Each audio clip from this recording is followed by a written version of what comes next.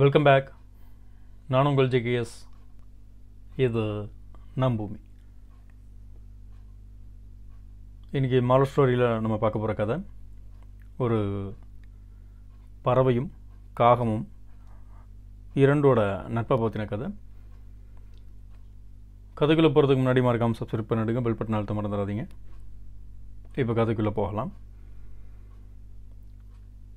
ஒரு காலத்தில் ஒரு பறவை, அந்த பறவை தன்னை விட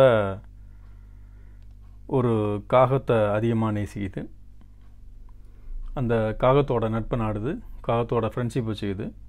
ஆனால் காகம் அந்த பறவை அளவுக்கு நல்லது கிடையாது. பறவை எப்பயுமே நல்லது மட்டுமே பண்ணும், காகம் அப்படி கிடையாது.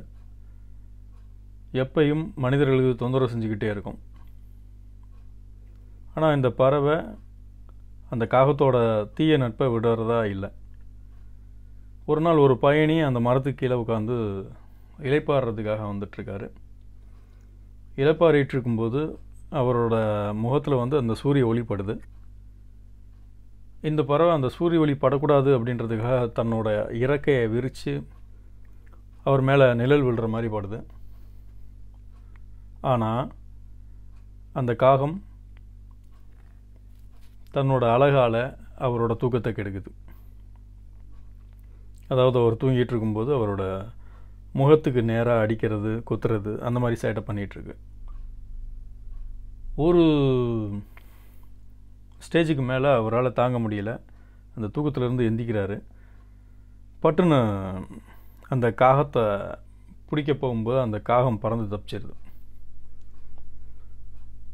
சுற்றி முற்றி பார்க்குறாரு, யார் என்னன்னு தெரியறதுக்குள்ளே அங்கே மேலே இருக்கிற பறவை மேலே அவர் கண்ணு போகுது. ஸோ இந்த பறவை தான் நம்மளை தொந்தரவு பண்ணுது அப்படின்னு ஒரு முடிவுக்கு கையில் கிடச்ச ஒரு பெரிய கல் எடுத்து அதுக்கு மேலே வீசுகிறாரு. அந்த கல் அந்த பறவையோட தலையில் பட்டு அந்த இடத்துலையே அந்த பறவை இறந்துருது. நம்ம சேரக்கூடாத இடத்துல சேரும்போது அந்த பழி நம்ம மேலே தான் சேரும். கடைசியில் செஞ்சவன் தப்பிச்சிருவான், பக்கத்தில் இருக்கிறவன் மாட்டிப்பான். அந்த மாதிரி பெரும்பாலான நேரங்களில் நம்ம வச்சுருக்கிற சவகாசம் நம்மளோட தனித்தன்மையை இழக்க வச்சிரும், நம்ம வாழ்க்கையை சிதைச்சிரும். மற்றொரு நீதி கதையை நான் உங்களை சந்திக்கிறேன்.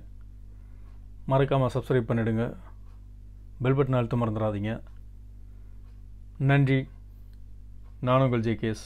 இது நம் பூமி.